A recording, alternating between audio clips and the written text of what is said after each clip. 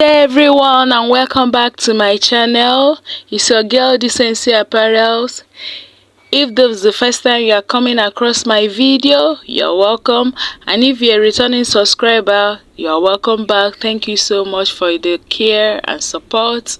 So on today's tutorial, what we'll be doing is the sewing of the 6-piece skirt. And if you have not watched the cutting part, please do well to watch this cutting part so that you'll be able to understand the sewing video properly, because I'll be making some references to the cutting where I put some allowances, some notches. It will help you to clearly understand what we are doing. So dear, please, if you didn't watch the cutting part, do well to watch the cutting part so that you understand the video properly. Thank you. So here, this is the 4 back piece of the 6-piece skirt. We cut the 4 back of the sides. At the center is the 2 zipper allowance. If you notice here, I made a notch at the 1.5 inches I put for the zipper allowance. Make sure the zipper allowance are facing each other.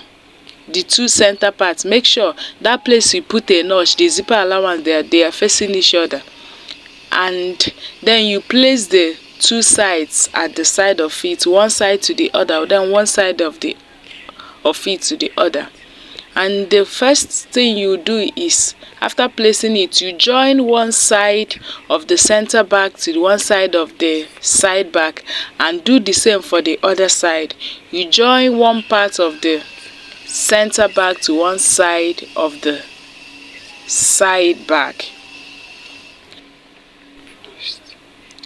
So join the 2 sides together like this, and so join these 2 like this too, and sew down. Sew it together like so, the 2 sides together, the 2 center back and the 2 side back. Here I took 1 piece of the center back and 1 piece of the side back to explain something. If you notice, for the side too, all the sides are the same, the 2 sides. So for you to know the one you join directly to the center back, I made a notch while cutting the sides. I made a notch at the knee line. So the part that has the notch is the one that you join to the center back. The one that has the notch, that is the one that you join to the center back. I made it for all the sides, the notch. This is the one that you join to the center back, because if you join it either way, the fit of the dress will not come out nice. Here is the lining of the back, and this is the notch area, the zipper allowance. The same thing you did for the main fabric is the exact thing you do for the lining. Use the notch and join one piece of the center and the side together, and do the same thing for the other side too. Join the 2 sides together like this, and so, and join the 2 sides like this, the side and the center like this, and so, exact same way. Here is the 3 piece of the center front. It's 3 pieces, 3 panels, 2 for the side and 1 for the center. As I explained, the side of the front and the side of the back is the same, but is the notch. See the notch, you use the notch to know the one you join directly to the center front. So the 2 notches will help you. Join one side of the side to the center front and do the same thing for the other side. Use the notch too to join it together like so. Join it like this, and so. Join one side of the side to the center and do the same thing for the other side. Just join it together. You can secure with a pin. Join it together like this, and so. And this is the front lining. The same thing you did for the front, the main fabric, is also the same thing you do. See the notches at the side. You use both notches to join it, one side to the center and the other side to the center, exact way. After joining the front panels together. This is what it looks like after joining the pieces together. This is what the front lining too look after joining the 3 pieces together. This is what it looks. This is the 2 back piece after joining together. This is what the 2 back piece looks like after joining together. And here the zipper allowance are now facing each other. We now have 2 pieces for the back and 1 piece for the front. This is what you have after joining the pieces, the back pieces together. This is what it will look like. The zipper area will now be facing each other. This is what it will look like. This is the back lining after joining.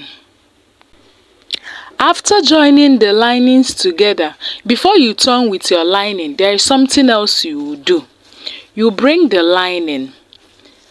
For it to have a neat finishing at the down part, you have to minus 1 inch from the down part of the lining, so that after joining, the fabric will pull up the lining and you have a neat finishing at the down part of the fabric. So what I will do here is that I'm going to minus 1 inch from the lining. I'll minus 1 inch from the down part and cut it out. Here I'm trying to measure out the 1 inch. I will measure it all through the down part. I'll measure the down part and cut it out so that I'll have a neat finishing at the down part. After joining with a lining, go ahead and measure it round the down part. After measuring it, I cut it out. Here is me cutting it out.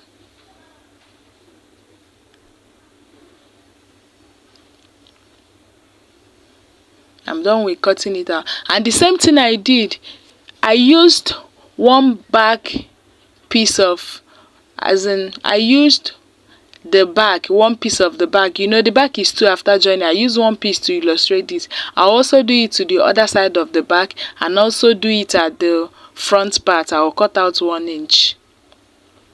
So after cutting out the 1 inch for all the lining, the next thing you are going to do is to bring your fabric. It's now time to turn the lining with the fabric.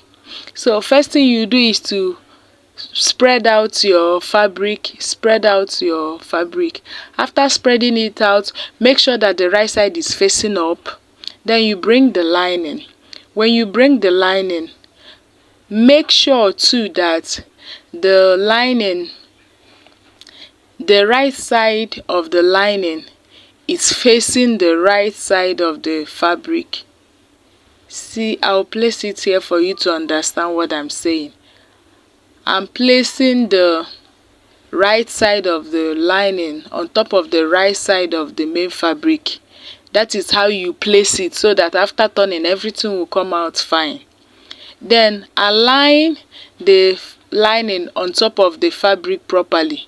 Make sure that it aligns very well before you start sewing. After aligning it very well, you sew at the down part. The first place you sew is the down part. You sew the down part using your sewing allowance, the ½ inch, 0.5 inches. You first sew the first place you sew the down part.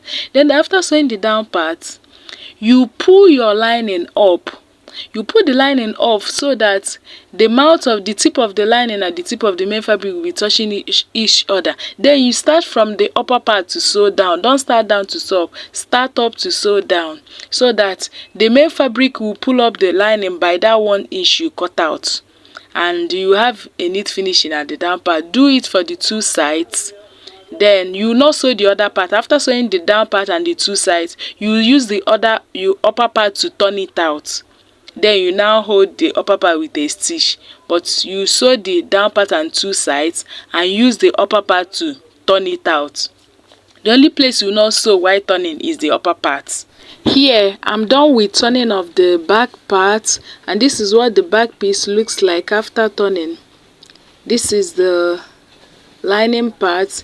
You see the down part I was trying to explain. See how the the main fabric, pulled up the lining and gave the down part a very beautiful finishing. See, after that, I've already joined the two back together. I used my zipper allowance to join it. This is the down part. This is how beautiful it looks. This is the essence of that 1 inch we removed. This is what the front part looks like, the right side of the front part after turning with lining. And this is what the lining side looks like after turning. See the down parts.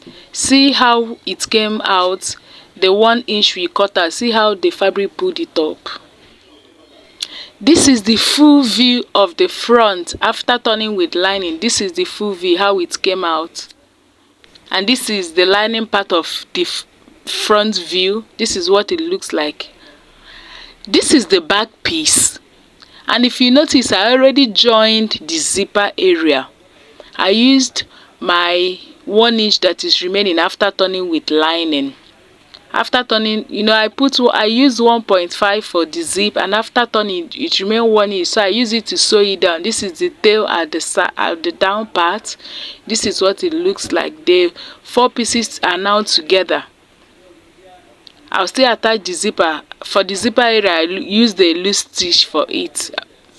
This is what the right side of the back looks like after sewing. See how beautiful it came out. Here, I already secured both the front and the back with a pin. I pin both the front and the back together so that I'll be able to take out my body measurement and shape. So go ahead and use a pin to hold both front and back together. It is advisable to use a pin so that everything will go just smoothly and align properly. I use a pin to secure both of them together. So the next thing we are going to do right now is to measure. Here I'm trying to measure out my client's body measurement, mark it out so that I'll be able to shape. The first thing we are going to measure is her waist. Her waist is 42, and dividing the tape into 2, and after dividing it I got 21. So you mark out the 21, and whatever that is remaining, divide it into 2 and share it among the 2 sides. After marking out the measurement, whatever that is remaining, share it among the 2 sides. Here I'm marking out my hip length. The next measurement I'm going to take is the hip length. Her hip is 44, sorry. So I will also fold my tape into 2, then I measure 44. Whatever I got 22. I got 22. So I'll measure it out same way I did for the waist. I'll mark it out and now divide whatever I got left. Whatever I got left, I'll divide it among the 2 sides of the hip. Put one at this side and put the other one at the other side.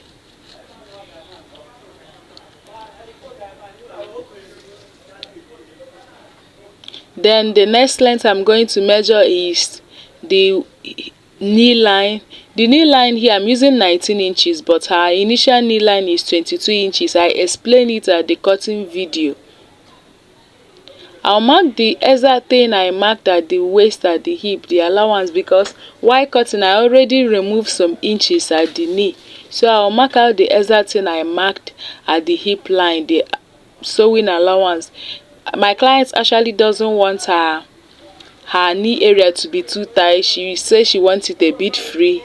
I'm making for an elderly woman, not such a young girl.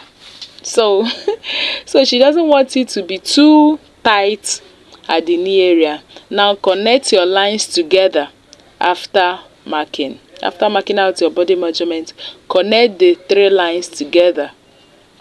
You can use a curve ruler My client shape is not that curvy, so I can use a straight or I even use a free hand. You can use a ruler, a curved ruler if it's somebody that has a curvy shape. So connect the lines together. Then after connecting the lines together from the knee, you join it with a slanted line to the hemline of your dress, as you see me doing now. From that knee line, connect with a slanted line and do it for both sides of the skirt. Connect with a slanted line.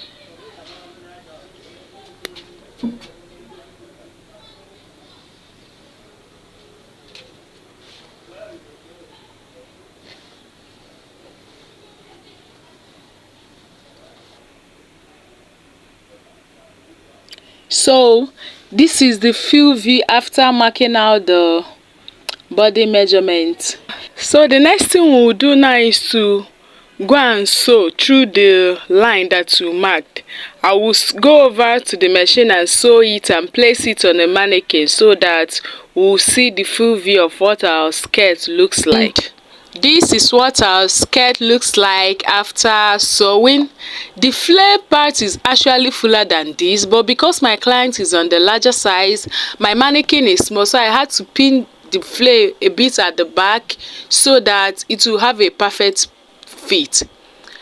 I did not finish the waistline because I'm making a dress, but if you are making a skirt, you can go ahead, finish it up, attach the waistband, the zip, and however you like it. Come to the end of the class. Please subscribe to my channel, hit the notification button so you know whenever I upload a new video. Thank you.